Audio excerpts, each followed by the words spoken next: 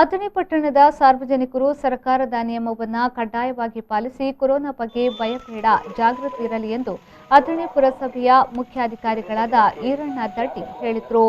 ಬೆಳಗಾವಿ ಜಿಲ್ಲೆಯ ಅಥಣಿ ಪಟ್ಟಣದ ಸಾರ್ವಜನಿಕರಲ್ಲಿ ಮನವಿ ಮಾಡಿದ ಅವರು, ಕೊರೋನಾ ಒಂದನೇ ಅದಕ್ಕಿಂತಲೂ ಎರಡನೇ ಅಲೆಯಿಂದ ಸಾಕಷ್ಟು ಸೋಂಕಿತರು ಸಾವನ್ನಪ್ಪಿದ್ದು, ಕೊರೋನಾ ಬಗ್ಗೆ ಭಯಬೇಡ, ಜಾಗೃತಿ ಇರಲಿ, ಅಂತರ ಕಾಯ್ದುಕೊಳ್ಳುವುದರ ಜೊತೆಗೆ ಮನೆಯಲ್ಲೇ ಇದ್ದು ಕೊರೋನಾವನ್ನು ಹೊಡೆದೋಡಿಸೋಣ ಎಂದು ಹೇಳಿದರು.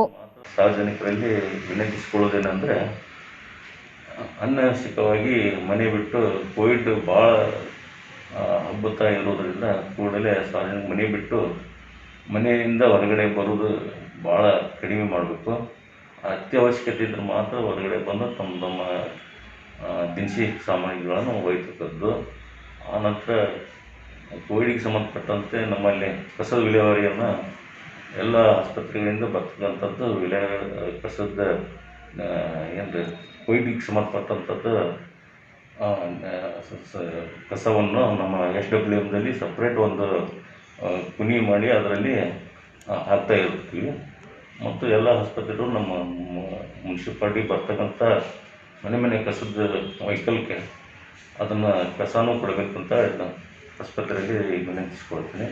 ಅದೇ ರೀತಿಯಾಗಿ ಸಾರ್ವಜನಿಕರು ಅನಾವಶ್ಯಕವಾಗಿ ಎಲ್ಲ ಕಡೆ ತಿರುಗಾಡೋದನ್ನು ಬಂದ್ ಮಾಡಬೇಕು.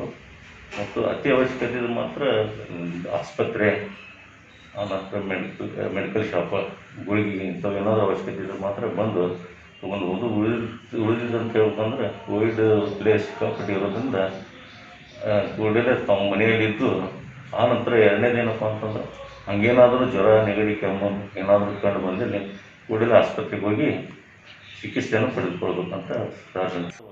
ಸತೀಶ್ ಕೋಳಿ, ವಿ4 ನ್ಯೂಸ್, ಅಥಣಿ.